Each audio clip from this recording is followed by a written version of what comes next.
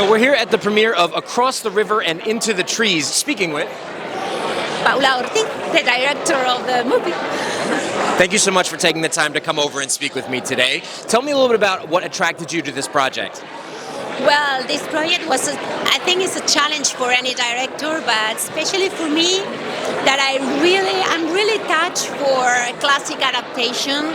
I came from Spain to make Federico García Lorca adaptation, so they proposed me a Hemingway novel. It was like a big thing for me, but it was a big challenge because he's one of the main authors. He is one of the highest representations of the center of the 20th century. Right. And to me, trying to retell one of those masculine author, a male character like him, a male voice, full of war, love, death, boxing, you know. It was someone really different for me, but at the same time, someone that I came from. So it was a challenge, try to retell him from a new perspective in the 20th century, being a woman from the 21st century. So it was a big challenge. Well, this an Ernest Hemingway novel. What did you think of the book when you first read it? And then after it switched over to a screenplay, what did you feel that you wanted to do that really conveyed Hemingway's feelings when he made the book? I think this book is different from other Hemingway book because it's one of the latest. He was at the end of his life, and somehow it's like a premonition. And to me, it was so beautiful, the melancholic way of himself asking about big questions about life, love, war. What worth it? What really worth it? So that big macho, that big man asking at the end of his life about the truly center of love and death, it is something unique. Liev Schreiber plays a very battle-tested war soldier who ends up going to Venice for a weekend to go duck hunting. Can we talk about Venice for a second? The beauty, all of the shots that you have really is just so glorious to see. Tell me about your experience working in Venice and then capturing the city to put it into this movie.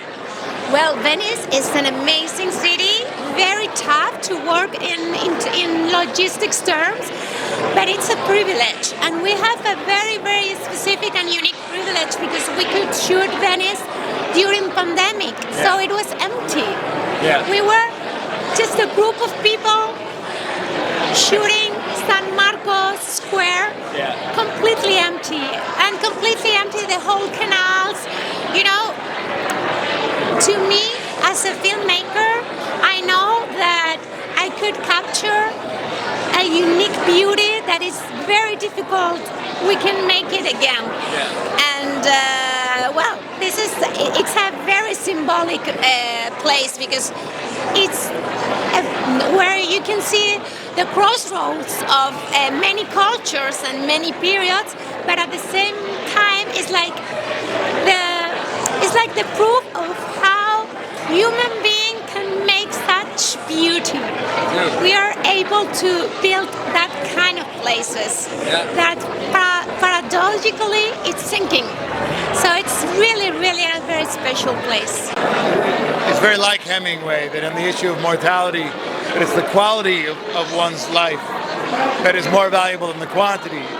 And I think certainly for Cantwell, knowing that his death was imminent, the place that he wanted to be was Venice, and to find his son.